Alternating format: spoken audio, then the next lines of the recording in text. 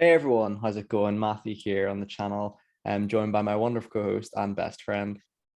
Callum. Good to see you, man. So today we're back with another Riverdale recap. And it's a bit of a different Riverdale episode, just in terms of it's more of a prequel, sort of flashback episode to Hiram's past. We love to take the piss out of Hiram Lodge as a character on the channel. He's one of our favorites, one of our guilty pleasures. And of course, with this being season 5 of Riverdale, it's pretty good. It's pretty good. The season's been decent so far. So I'll pass over to Callum to explain in more detail what's been going on in today's episode. So yeah, off to you, mate. So, Hiram Lodge, we know, has committed several heinous crimes, but he continues to be portrayed as this lovable scamp kind of character. And I thought it was really great that we got to see where that lovable scamp began. See his origins. And we got into the mind of the character. I still think his portrayal as oh, that guy, he built a prison to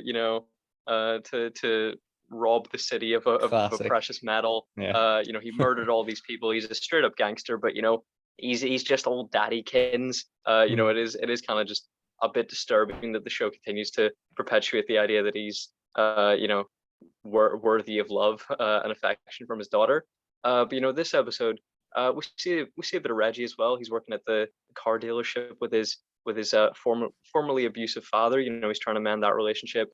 But really, he just wants to pursue a career under the tutelage of Hiram Lodge. And we'll get into the spoilers of the episode now, I'd say.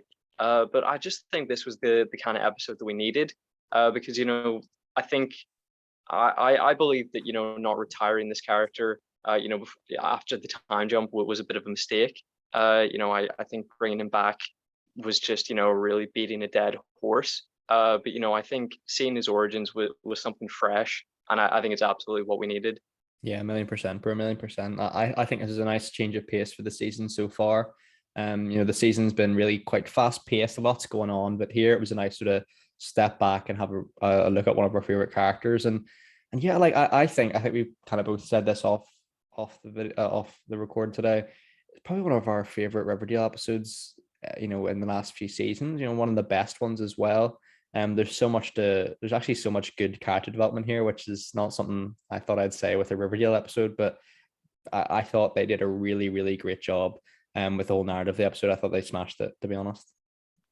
Yeah, I'd say once again, I don't have a huge amount to say on this episode. I think maybe for this season 5, right? Yeah, yeah, definitely. Yeah, I think maybe for season 6 we may just separate our thoughts into the mid season and then the finale and just talk about the two halves of the season maybe, because I think we both find ourselves a bit like, yeah, not much this week. Yeah. But some moments that really stood out to me.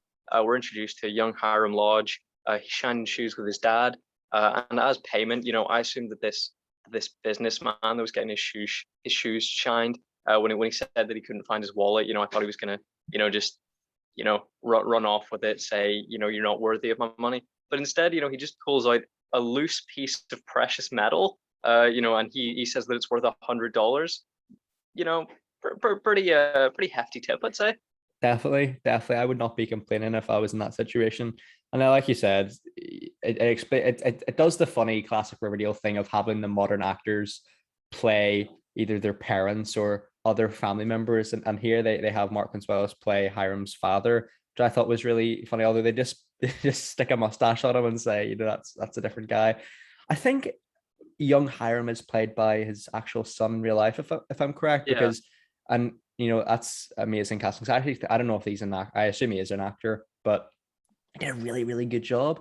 And he is just exactly like his dad, isn't he? He sounds exactly like him, looks exactly like him. It's incredible. It's like he's been de-aged with CGI. It's the likelihood is uncanny. It's fantastic. yeah. There's two ways of looking at the castings. I think when they bring back the younger actors as the younger versions of the parents, you could either see it as nepotism, or as a fun thing, that actually breeds accuracy.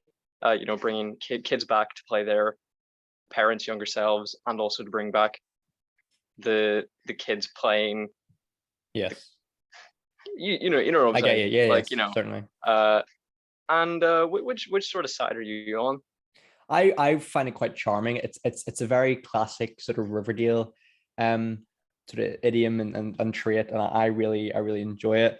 And it's a bit weird in places because obviously we've got sort of Camila Mendes, who plays Hiram's daughter, now in this Yeah, episode playing his young wife. his young wife. So it's a bit bizarre in that regard. And there's some that don't exactly match up. Like when I see sort of a young Fred Andrews, I just kind of see them. They've just dyed KJ Appa's hair, or rather just give him his natural hair color, I guess.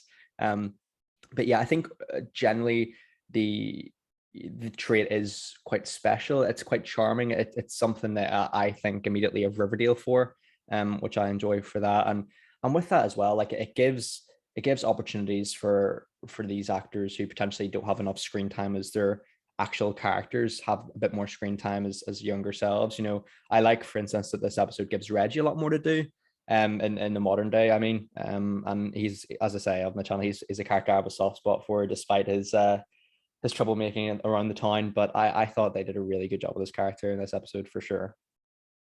Yeah, I definitely agree. I'm on the side of charming.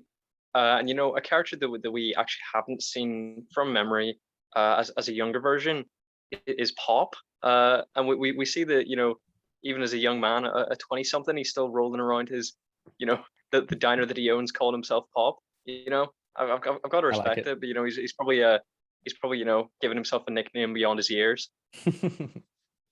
Yeah, I do enjoy that myself. And with that, I think with the episode delving a bit more into Hiram's past, you do get a lot more human elements that sometimes Riverdale misses.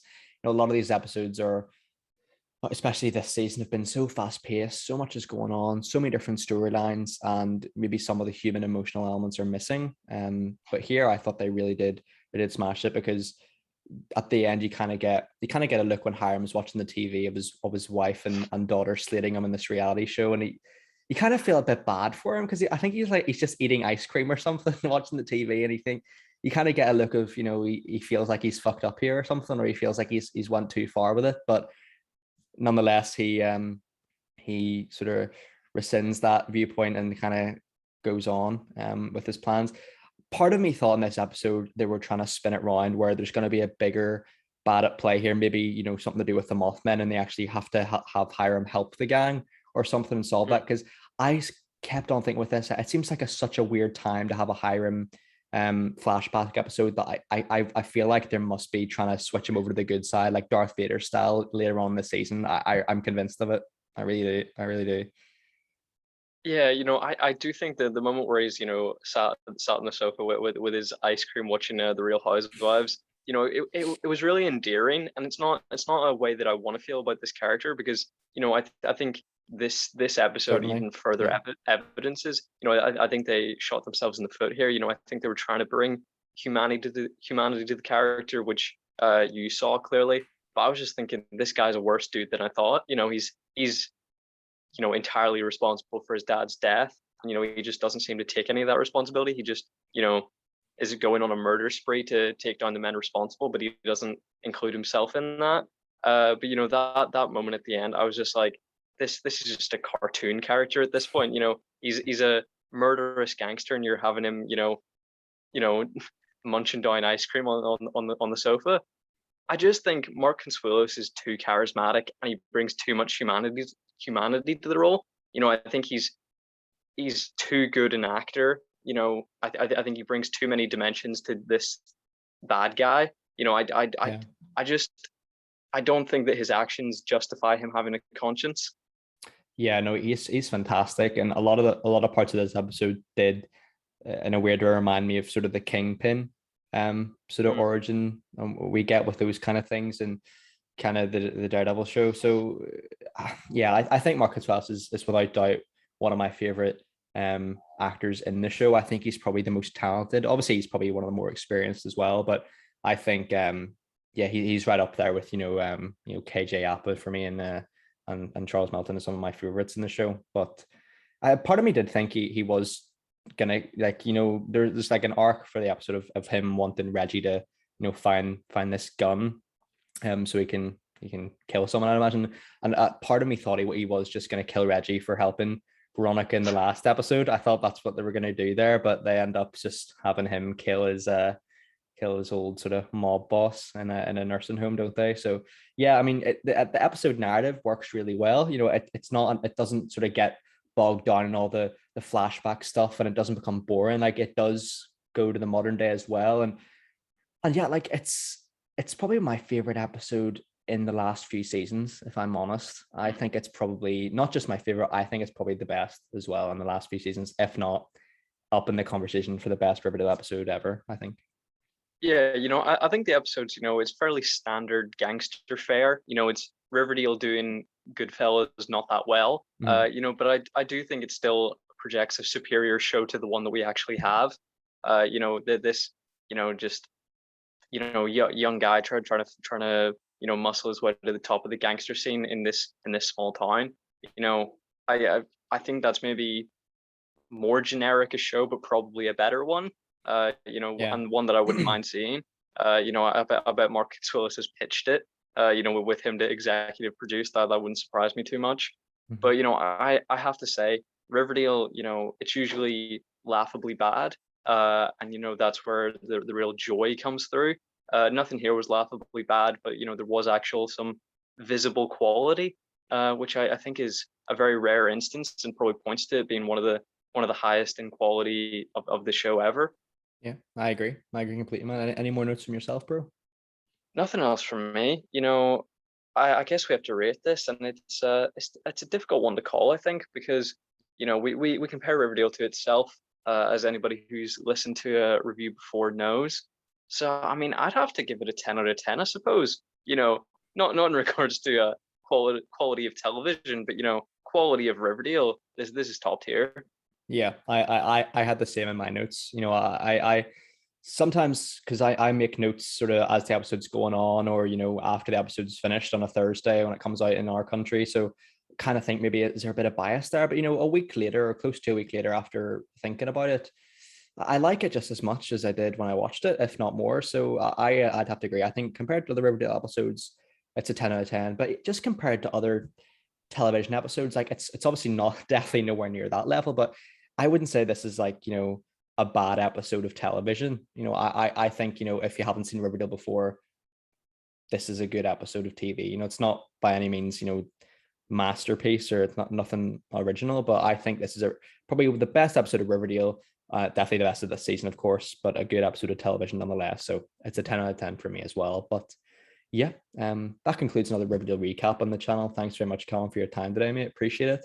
And thank you very much, viewers, for your time. We appreciate that also so much. And if you want to check out our other Riverdale recaps, we have a Riverdale playlist as well.